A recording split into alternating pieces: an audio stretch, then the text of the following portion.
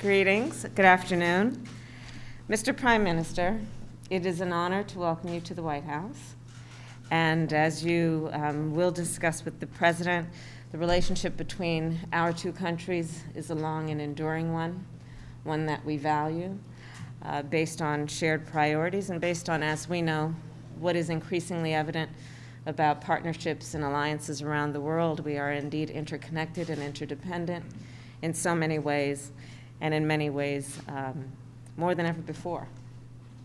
Be that as it relates to our shared priorities around how we will address global health, and not only about this COVID-19 pandemic, but pandemic preparedness, meaning being prepared by working together, collaborating for what inevitably and sadly will be pandemics in the future.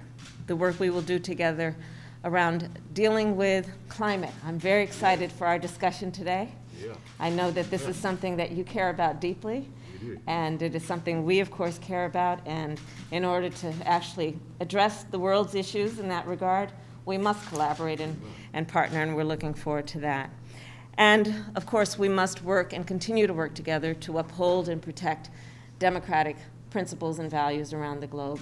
And we look forward to that continuing relationship and our relationship in the transatlantic as partners, longstanding and well into the future. So welcome again, Mr. Prime Minister. Thank you very, very much. Well, Madam Vice President, it's a great honor and privilege for me to be here to meet you for the first time. I've heard a lot about you, but it's fantastic to be here. And I want to thank the U.S. government, your government, for many ways in which we are cooperating now at, I think, a higher and more intense level than at any time I can remember. I want to single out the amazing work, the brave work of the U.S. military in helping the Kabul airlift. We could not have done that without U.S. leadership, and I'm grateful for that.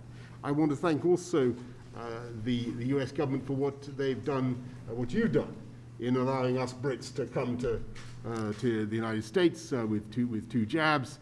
That's great. That's a great improvement on the previous arrangements, and thank you for all your hard work on that. Thank you. I'd like to say that I think on trade, we're seeing a great deal of progress. The ban on beef, your curious ban on British beef, has been removed, which is a wonderful thing, and as well as the tariffs on Scotch whisky. But and there's a great deal of progress we want to make in that, and that I hope that we can make. But I just want to say, Madam Vice President, Kamala, on climate change. Yes. I think that today was a really good day. Yes, it was. For the world, and I thank the U.S. government and President Joe Biden for the steps you've taken to reassure the world that America is committed to helping the world to tackle climate change. And on your last point, we certainly stand shoulder to shoulder with you in sticking up for democratic values in the Euro-Atlantic area and around the world.